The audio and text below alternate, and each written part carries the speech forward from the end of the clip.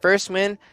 St. Edward's Esports looking to advance and improve to 3-1 record, which would put them at the top of the standings with teams like Kent State and York University. Yeah, so you know, they're here to win. They have to pull it out in this match and really give it their all. They don't want to give this game away. And I mean, honestly, same with CSU. Like we saw in the chat, is if they don't start taking these games away, they will be in trouble. Oh, they'll for be getting in finals. Cleveland State. This is the must-win. Yeah. They wanted their must-win games to come as early as possible, and the way to do that is by losing your first 3. Now every game this season, unless crazy things start happening in the ladder, every game will be a must-win for Cleveland State. Yeah. At least for the next few weeks. All right, line of scrimmage. Gold is dead even. Each player lining up here. Pretty standard. Both teams not looking to do anything spicy. Okay, I see some. We see Olaf coming late to lane. Geschicht took Ignite on the Yone versus the TP on Born to Insakali, right? So the ability to play to 3 lanes at once. Long story short, you can't have Geschicht in the bot lane when Baron is being contested, right? Because he won't be able to TP up. Whereas for Cleveland State, they can send either solo laner to bot lane when Baron's up. There's other implications to what that Ignite means, but if you can convert on that Ignite and get a solo lane kill, then it might not even matter that. Yeah, so I'm looking forward to seeing if they play around that properly. A lot of teams don't. So. Yeah, no, you're definitely right. As we see this bot lane, does it go in the favor of Kate because it's Kate, or does Morgana actually stick a couple bindings here, get the HP advantage, and turn that back? Yeah, so not too big this early already, but you know, a lot of CS here missed by Ash. 7-3, missed almost the entire first wave. And the level 2, we see the advance here from Cleveland State. Turtle in auto range as that 2 drops. It looked like Lulu or Akranar ran up with the level 2 but got hit quickly by binding, so nothing came out of that. And yeah, a couple farm drop from Ash, but she should be able to equalize it. We'll have to see. So we see Kalissus smartly waiting out the Jax E to take that trade. And has Electrocute, but still goes about even in the trade, right? And Tricep with the push. So you outplay the E and still go even in the trade. Imagine if Tricep E's your E. Again, we see that same interaction here. So corrupting pots ticking for each member. Jax here, I think, looking to get a crash and a reset. Taking every trade she can get to whittle down his health. Yep, and we see Olaf in the back pocket of Echo, so a possible 2v1. The Jax's Hecarim is on the bot half of the map, so Tricep could be in a 2v1 shortly here as we see Olaf cleaning up his Krugs. Oh, and there he goes. He's running already. Tricep hopping away pretty smartly, but then walks back up. She wants that crash and could possibly go down for it. Jumping into the alcove she goes as Olaf still in River Brush. Channels the recall really wisely. And we'll get away with, I think, a crash. And that's what you want as Jax. She'll probably get a... Oh, I was going to say call. Yeah, we have both junglers taking Scuttle, so I'm wondering if they take these both at the same time, are they going to make their way mid and it's going to end up being a 2v2, or are they just going to go back to their jungles and continue to CS?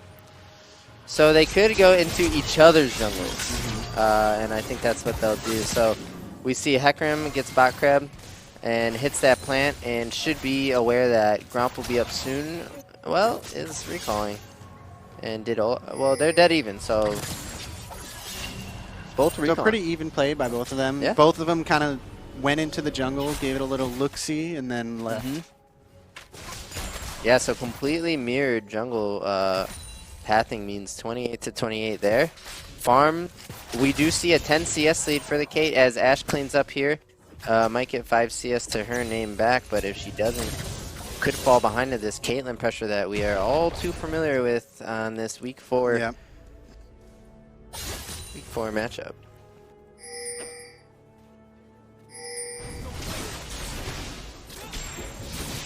So there's the E, and now Shicep able to hit the stun, just wins this out, but might have to respect this. Oh, the first blood to Shicep! She just takes the challenge, not afraid of the W stun coming in, and just autos him down. Echo Calissa's here, not aware of the burst from the Jax. So they need to look out here. It's going to be a 3v3 here in the bot lane. Yeah, Neural exits the bush and sees the Olaf, decides to run him down. We'll pop the Ghost, is applying the Conqueror, and the Q-Sex there will get the Olaf flash, and then start up Drake with the push that they have in bot lane. And we see CSU off to a really nice start here with control on the map on top and bot side right now. Ghost with a really nice Yone is trying to look for the trades wherever he can get them, but he's using the E, if I'm not mistaken, immediately, going in for the trade, not hitting anything, and then going back. I've seen him do it multiple times now. I don't know what the what the best trade mechanics are for Yone, but I don't think that using the E immediately as you go in for a trade before doing anything else is the best. I think you're wasting it at that point, I think.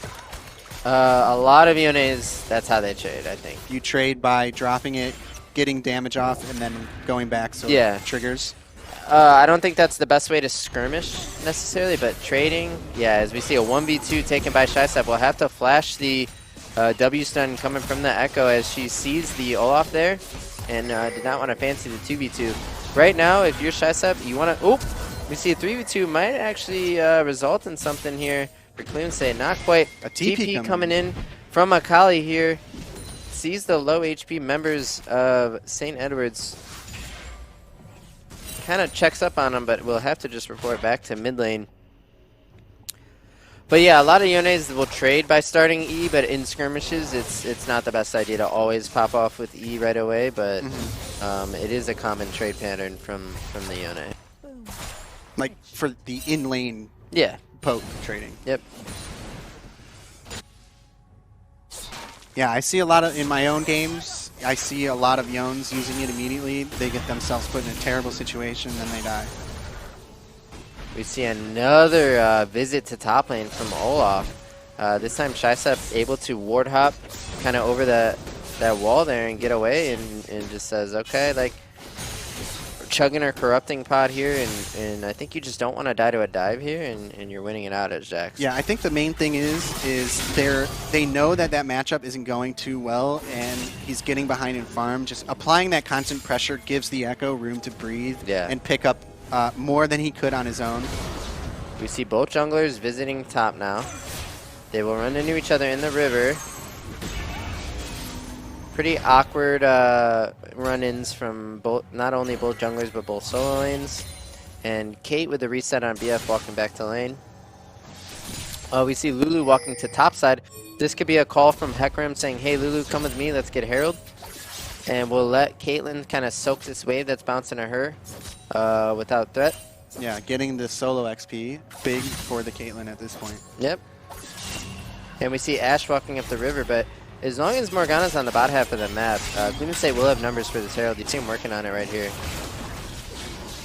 So 8-minute Herald play, really nice. A lot of teams used to send their bot lanes up, and you still can do that.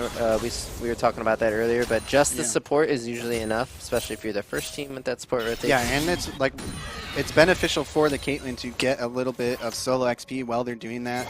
We do see both the Ashe and the Caitlyn are level 6 now, so Kate does need to be careful that she doesn't eat an arrow while her support isn't there. Yeah, too often does the AD whose support is actually giving him numbers and giving him something on the opposite side of the map, the AD not respecting and just giving it away. But so I think there maybe she could have got him with the stun there. You know, regardless, she was going to eat his stun, but maybe backing up due to the minions. Or maybe just thinking about the possibility of another Olaf gank because we see him top side again. This time Hecarim around. I think Olaf wins the outright 1v1, but then Jax wins the solo lane 1v1. Big damage there from the Kate. Gonna ult. I don't know. Maybe applying the ult just for the pressure that now, okay, you're insanely chunked. You can't really walk up. Oh yeah, that ult is good there to be able to hit Ashe, chunk her down. Because it's rare that you can ever hit Ashe with the R with Morgana standing there. So if you do have a window, go ahead, do it. Put her under 30% HP and then let that pressure come in with plates. Ooh, Ackernargan hit by a binding. We'll have to pixel dash away. So he's about to get pinched here by 3 members. Tons of CC. A little bit of lag here on client side, so hopefully we will be back in 1 second. Gonna assume that Akanar going down here for sure. And there we go. Yes. Gashik on the Yone picks up the kill. Is that bad news? Well, it is bad news for Cleveland State. Is that horrible news for Cleveland State? We'll have to figure it out. Yone, a champion that I know can pop off, but takes a lot of reps and getting used to. Suffers from things like polymorph or hard CC. Yeah. His main concern is definitely going to be the polymorph here. Yon gets polymorphed and then has a Kali there, and he'll probably go down. So he's going to have to be really weary of those things happening if he's going to take this kill and try to snowball off of it. Good trade there by Akali.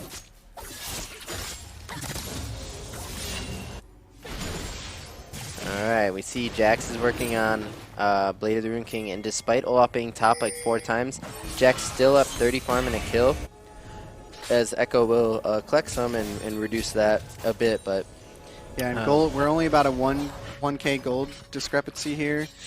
Most of that coming from the top lane because the rest of the lanes are pretty close in CS. Oh yeah, this is going to be a series. I can already smell it, as Cleveland State quick to start up Drake number 2, meaning it'll be a Mountain or a Fire Soul. What's Fire called? Infernal. Mountain or Infernal Soul. It will be Mountain. Big resist on Jackson Hecarim with Lulu Shield on top would actually be really scary. So that I will confirm win condition Cloud, or I'm sorry, not Cloud, win condition Drake Soul on the table for Cleveland State. Something Kent State really going to have to look to interrupt the progress of. St. Ed's. What did I say? Kent State. Why have I been doing that all day? As a flash comes out from Jax onto the Olaf, and 1, 2, 3 tap him down. Olaf, you can't heal back that damage if you just exploded the Jax, and that should be Bork, as we see Herald coming out from Neural. He gets, what, Ash Arrow or Binding? Yeah, Plate goal going he got over. the Ash Arrow into the Binding, but they really couldn't walk up and pressure that because Caitlyn was landing traps and getting big chunk damage on Ash and Morgana. Oh, I think that's an outplay top. We might see that come out as something. Oh, never mind. I think I could disengage it. So is that what that smell was earlier? It was the good series? Oh yeah, no, I was smelling it earlier. It's gonna be a great series. But right now it's gonna be the threat of this Jax and the threat of the Yone for St. Edwards. 2 threats emerging. Caitlyn, constant pressure. We see Hecarim ghosting onto the bot laner here, the Morgana, who will ult, and Zanya's putting Hecarim in a sticky situation. Ash They polymorph picked in it a up. terrible spot. The exhaust comes down, she's gonna die here.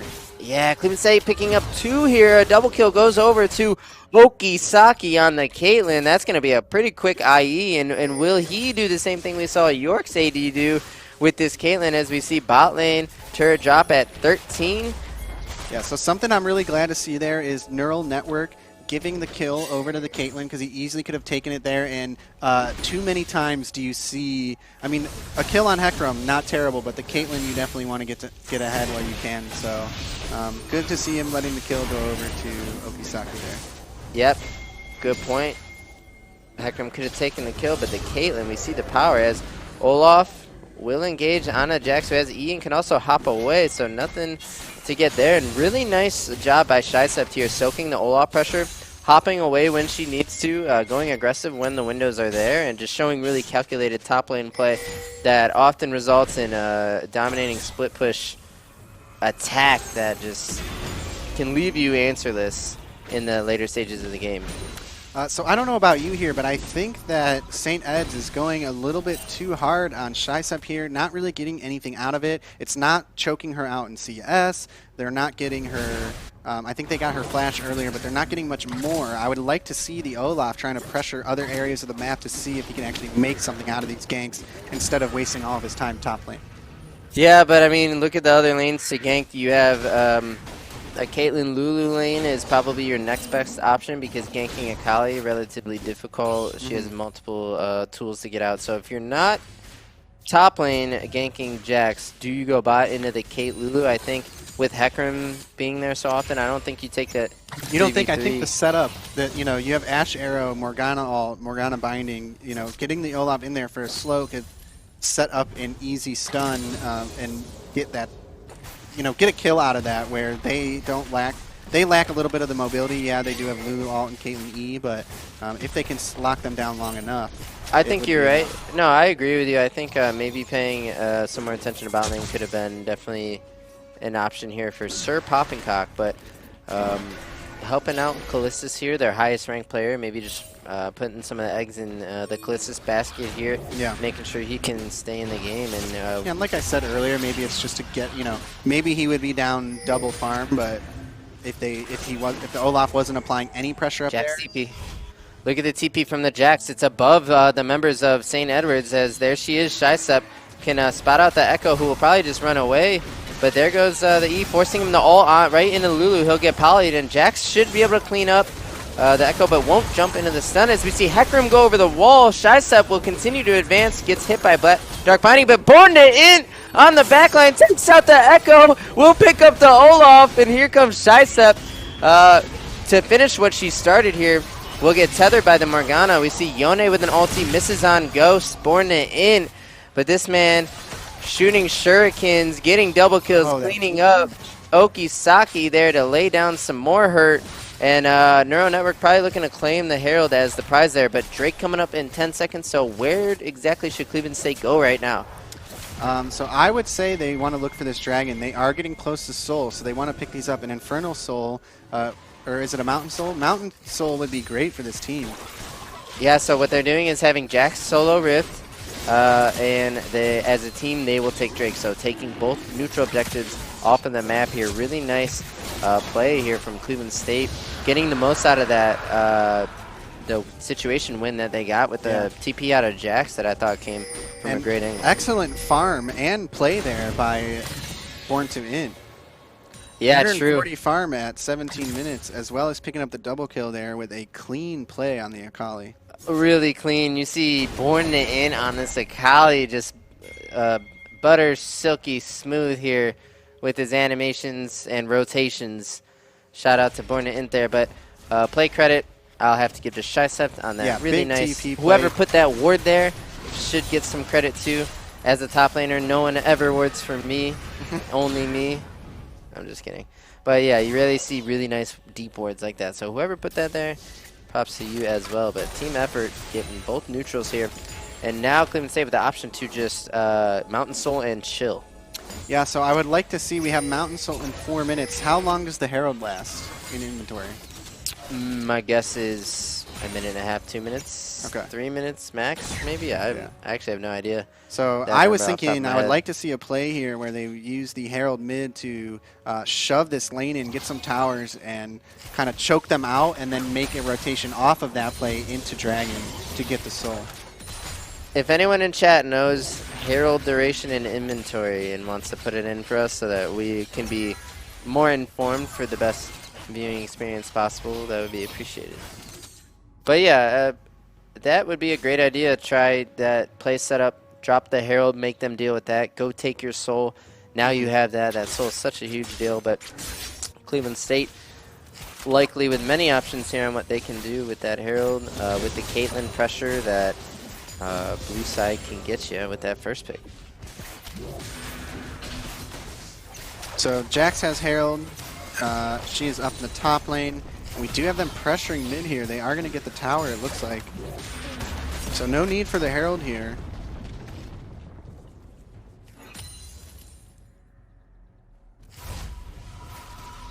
So historically, if you've been a Cleveland State fan for years, as we see, wow, Callistus just trigger happy with that R, man. You can tell he's had some tough run-ins with that champion if he's going to R just immediately like that. Yeah. I mean, but Cleveland State historically known, I'm not going to say known as a team, but a team who has gotten early game advantages in the past and thrown them time again. In this tournament against VAR. We have. They did have a great early game in a game against bar earlier in the season, which they did fumble the ball. Jin picked it up and just slam dunked them home. I'm mixing all the sports together. Oh, no, but you couldn't be man, more accurate with that. From the Jin over the wall onto the entire team was what a play. Yeah, but we see, Cleveland State doesn't show any signs of slowing down or throwing this game. It looks really calculated until this point. I think the gold lead being already 6K, and they've gotten every neutral on the map here.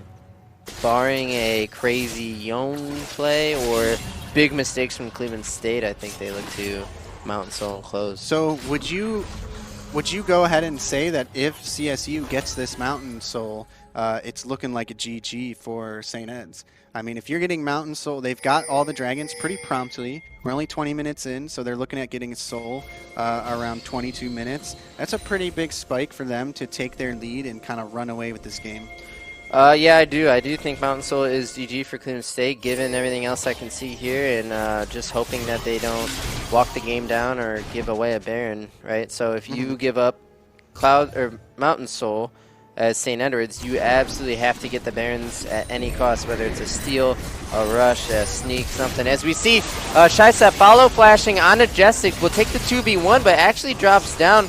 But we see members of Cleveland State starting Baron here. They understand 2 members from St. Edwards. As we see, Born to Int jumps on the Morgana. He's in a bit of trouble with Turtle here, but we'll take the Morgana, throw some blades, and R2 out. Okisaki will heal Born to Int to keep him alive, as Neural Network will take out Ash and run her down. You see Lulu Shields on Hecarim, pretty scary sight. Sir Poppincock gonna have to run out of this one. And it looks like Cleveland State wins the situation at the end of the day. But Bounty Goal going over to St. Edwards with that Jax kill. And they also were able to deal with Herald without losing Baron. So a few wins on the side of St. Edwards. It's not a total loss. But Cleveland State with man advantage here after their 2 kills will approach this Mountain Soul. And it's looking pretty free. So they are looking over at Baron. Are they clearing wards or are they starting it? I can't really tell. I'm going to assume clearing wards. They don't have their AD. They're backing off now. And the Dragon for Mountain Soul is going to go over to Cleveland State. So really great play there. Akali almost getting caught out. Ults over the Baron wall, taking damage from the Baron. 1 HP from death as a Baron auto coming towards him. Gets the heal. Yeah, really really survives. nice. Has to burn his flash. Maybe a panic flash there because the heal came out anyway. But burns his flash. But definitely a worth it play. Picks up the Morgana. Now he's 3-0. 169 CS. Pretty strong. Now they've got the Mountain Drake, and it's looking really good for them. I think at this point they can just 4-1, take their lead, and shove it in and take this game. Yeah, I think you're right. I would probably play to Baron at some point because it's 22 minutes, and that's just a pretty free way to win it. But the way they were just lined up there looked more like a 4-1. But yeah, Akali massively strong. She's on her Gunblade spike, getting ready to complete probably the Morel and Amicon. And you see her converting on the play that Shysep made. So, Born to Int, hiding in the bush, understanding that Shysep is 1v2. My team is starting Baron. The 3 members that aren't dealing with Shysep are going to have to walk into this quadrant, and I'm Akali. So, who will I strike at? It ends up being Morgana, and results in a situation win for Cleveland State. Ultimately getting the Mountain Soul, but we see an Ash Arrow coming in onto Caitlyn, who's under turret just a bit too far. The Yone follow-up is there, a double for Olaf, as he also will take down Akali. So 3 kills over to Olaf completely for free, just for stepping up too far. And this is what we have seen from Cleveland State in the past. Yeah, so I think there, it's a big thing is like, you know, at no point in a 5-man group should Okisaki ever be available to take that arrow. So taking that arrow there and then it leading into a Morgana binding for the Wombo and then Morgana ultimate, it's like Okisaki was just out of position and straight up loses them that fight there. Yeah, it's like play the map. You know, you have 2 TPs on your solo laners who are both massive. Why not play 3 lanes and just get yourself a better situation than just eating an arrow for free? Yeah, I mean, at the very least, being positioned behind your frontliners and not, you know, when you're under towered like that, as Caitlyn, knowing they have Morgana and Ashe, you can't be walking up to try and, you know, take poke damage on autos with no minions or teammates in front of you. That's just asking for death. Well, he's gone so unpunished so far this game, right? Hitting turrets. He's probably just getting used to being able to hit turrets for free and forgot what a punish might look like or might. Yeah, what a well, situation now would he's look been like. reminded, so let's hope that Okisaki not getting punished for anything else this round, or this match. All right, so Baron to St. Edwards. I said this is what they absolutely would have needed to have a realistic chance at winning the game, but we see Shysep engaging on Jeshik. This is free for Jax, if I'm not mistaken. He will use his R to get out, but he has to snap back, meaning Shysep can continue to chase, but won't because Sir Poppincock. Yeah, so maybe a little misplay there. Knowing he has to go back, she started to chase him towards their base. As soon as he started to run away, she should have turned around and been ready for him to land back at his E. I think you might be right there. Yeah, I think she chased the R, and possibly it took her maybe a half second too long to realize that he must go back to that E at some point. So after and a half second in a fight in League of Legends can feel like an eternity, and it can definitely impact the match or impact the fight as if it were an eternity. Yep. As we see the map being split 1-3-1 now, so Kali in the top side and Jax here in the bot side. Both TPs available. And at this point, the fact that St. Edwards is not taking structures with this Baron buff is great for Cleveland State. It's a testament to their goal lead and control, and just the fact that they already have item completions on champs. Yeah. Like the 2 items mid and bot. Jax working on the Triforce. Once she gets that Triforce, that champion is pretty insane. And can probably 2v1 something like Jeshik and Sir Poppincock at this rate.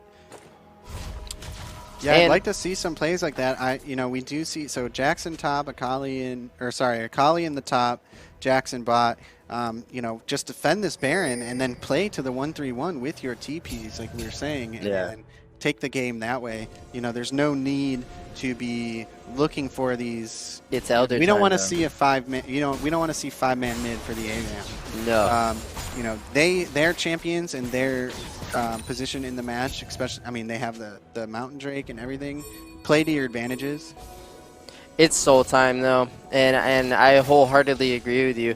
You see, Born In is stretching stretching Cleveland State out by clearing that top wave, right? And he has TP, so they're looking for a deep ward that won't get swept for Akali here. You see Akranar drops that one over the wall. That's a good one if that doesn't get spotted out, but I think it's actually already spotted by pink. Yeah, I think you get the idea, right? A pink in the everything, blue buff. Yeah, right there, there's a pink. Everything now is about this Elder.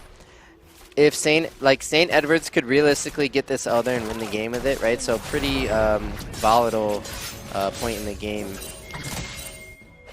So we can zoom out here a little bit and get a view on where everyone is at while setting up for this Drake here.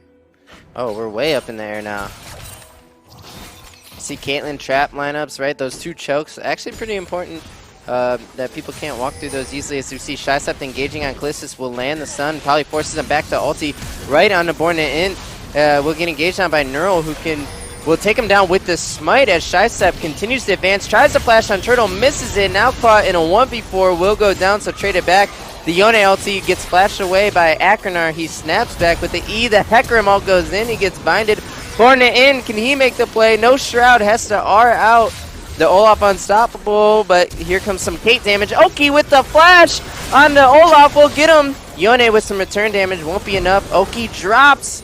Is this like a 3 for 3 so far? I'm going to say it right now. That was a fiesta. Then you got multiple members of each team going in, greeting for the kills and trading their own lives. First we saw it with Shysep, and then we saw it with Olaf, and then we saw it with Okisaki, and then we saw it with Ash. It was a 3 for 2, right? So Born In able to get out of the fight, so he's running back with TP, means it's a 3v3 actually. This Echo could run in Akali right here. And we see Jax TP coming in as well, right? So this Jax TP huge. Keep an eye on Neural here with the engage. Dark Akimi will drop immediately, and possibly Callistus the target now, but it looks like they are just going to take that free pickup on the Morgana and look for the Elder, which I'll say it again, huge implications on the game. Who can get this Elder? Also, if you look, Baron up in 45 seconds, right? So now be a pretty good time to pick up this Elder buff. And Cleveland State back in the driver's seat with some really nice TP plays by Shysep once again. TP in right place at the right time, I have to say. And really nice setup from the supporting cast. Yeah, good rotations, good TPs there coming out from Cleveland State. Kind of pulling together what looked like maybe not the best plays in the mid, taking those trades mid with Sums, burning flashes to get kills and trading their own lives.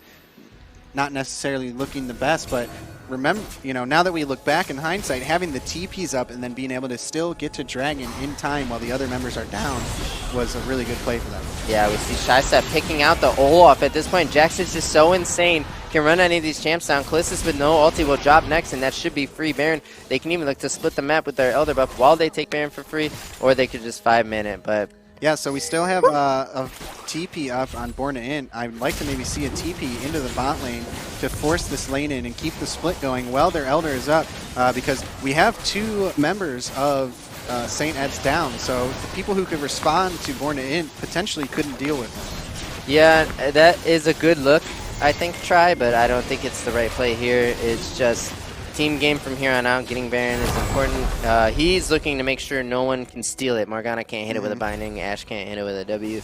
I think it's more important to be in that quadrant. If you TP bot, they could just send 3 and for you, and while giving up Baron, because they can't contest Baron, right? Yeah. So they'll just give up Baron and look to kill you, and now they actually get something. So that is a good look, though. I think played properly, like we said before, it's so hard to get the Akali. I personally have seen Ghost get out of many 1v3 plays himself, especially having the Elder Dragon. I mean, how easy to execute a Ashe at this point with Elder buff. No, you're right, and you know what? That might have even been the right call, is to TP that. Regardless, it works. They're pushing in to the Nexus towers with the Baron and Elder buff, looking extremely, extremely difficult for St. Ed's to defend here. Let's see how they do. St. Edward's willing to give up 1 Nexus turret without attacking, but pretty soon they will be like an injured... I'm not going to call him a dog. An injured animal in a corner, you know what I'm saying? Like, they will have to attack. I'm not calling... I don't want to say the word dog because that's a new hot BM word, and that's the last thing I want to do. I think St. Edward's actually... Well, let's see how it goes. Hecarim ult coming in there. Hecarim ulti goes. He will dive the fountain of all places. Dives to Ashe as we see some trade kills here. Caitlyn free firing with this Elder here. Watch. It should burn everybody down. The Caitlyn went unchecked there. Jack's doing hella work. So I thought there maybe not the best play by Hecarim to dive into their Nexus, but realistically it worked because it shoved the Ashe all the way into their base. She had to worry about that, she couldn't stay there and fight, so she also wasn't able to defend and fight with her team. So he gave his life, but in turn pretty much took Ashe completely out of that final team fight. You're definitely right, and you are catching a lot of the things I'm missing, Chai, so really good job with that. Yeah, taking Ashe out of the fight there.